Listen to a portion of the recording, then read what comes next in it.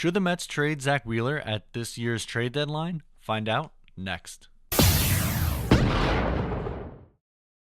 What's going on, guys? I'm Matt O'Leary, back with another video, and today's topic is going to be heavily favored on the MLB trade deadline. But before we get into that, just wanted to remind you that you can follow me on social media at Matt O'Leary NY for all your New York sports needs. You can visit the website mattolearyny.com, and you can also visit the merch plug website. Yes, I'm going to plug my merch.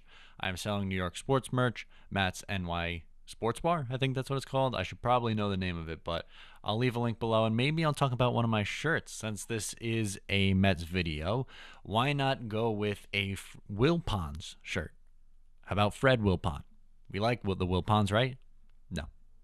Nobody likes the Wilpons, and that's why there's no hope. So definitely look at this one and potentially any other shirt that tickles your fancy on the website. So let's get into today's topic before I go on and ramble about my shirts and all my other stuff and plugs. Zack Wheeler. There's been a lot of debating whether the Mets should move him in a trade or hold on to him. And I'm going to break down some of the stuff that Zack Wheeler has done, especially recently, and then decide whether I want to trade him or not. So he's actually been relatively healthy in 2018, probably one of the most healthiest he has been other than 2014 when he started 32 games. He started 20 so far this year. He's 5-6 with a 4.11 ERA, but he's been significantly better since June started. Since June 1st, he is 3-2 with a 3.20 ERA. I'm going to run through his last few starts dating back to the month of June in reverse order. So 6 innings, 0 runs, 7 innings, 2 runs, 7.2 innings, so 7 2/3, 4 runs, which is all right. He got a lot of innings in him, which is good, but 4 runs you'd rather not. 4 2/3, 3 runs, that's okay. 6 1/3, 2 runs, good. 7 innings, 0 runs, very good. 7 innings, 4 runs, okay. 6 innings, 2 runs, good. 5 2/3, 6 runs, bad. 7 innings, 0 runs, 6 innings, 2 runs. So in 1, 2, 3, 4, 5, 6, 7, 8, 9, 10, 11. In his last 11 starts, he's had 1 really bad starts and 2 okay starts. And the rest have been good to great. So Zack Wheeler has vastly improved in 2018, along with Steven Matz to an extent too. And he's become a very reliable middle-of-the-rotation pitcher. Something the Mets hoped that he would turn into. And then the injuries kind of derailed him, and there's certainly question marks of whether he'd be in the starting rotation or not, especially after 2017 when he really struggled when he was healthy and pitching on the field. But if you do trade him, you're going to eventually have to replace him, and I'm not quite sure the Mets have the replacement in the system.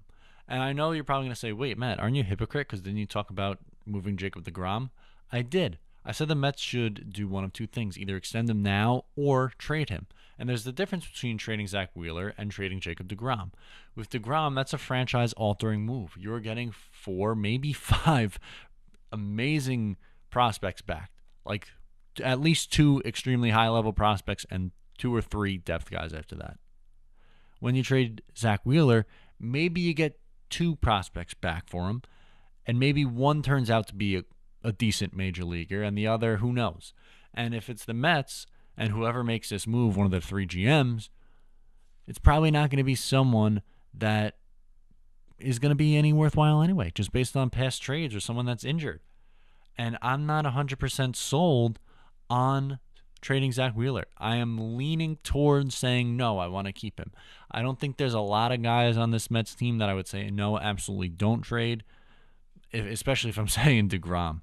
But I would definitely want to keep Syndergaard around just because he's younger, too. That's one of the reasons why I would prefer moving deGrom over Syndergaard, but I don't want to make this video into that. I want to focus on Wheeler. But the point here is it looks like he finally has turned a corner, and you were hoping that he could be this solid middle-of-the-rotation guy.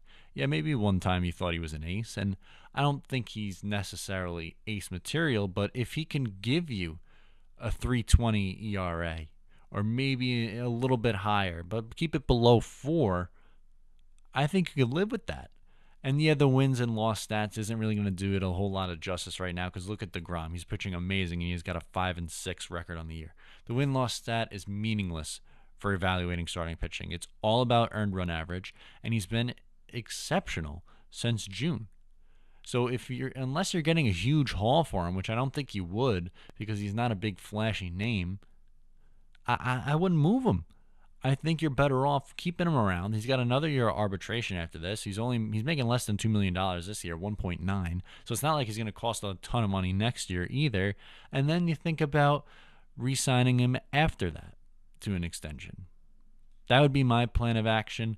I know tomorrow a lot of crazy stuff is going to go down as it is the trade deadline. So be on the lookout. I'm sure tomorrow there'll be some sort of video on the trade deadline and what happened and anything else that's going on in New York sports. But for my take on Zack Wheeler, I'm saying don't trade him because he's finally developing into something that you hoped he would be.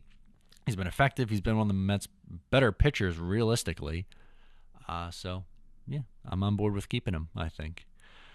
Maybe you move a Devin Mesoraco, maybe you move Blevins or someone like that, but I'm not sold on trading a starting pitcher right now. If you agree with me, comment below. If you disagree with me, comment below too. We'll shake it up in the comments, or you can follow me on social media. I'm more likely to respond on Twitter at MattO'LearyNY. So give me a follow there and visit the website MattO'LearyNY.com for all your New York sports needs. If you liked the video, please give it a thumbs up. And if you really liked it, subscribe. I'll talk to you next time.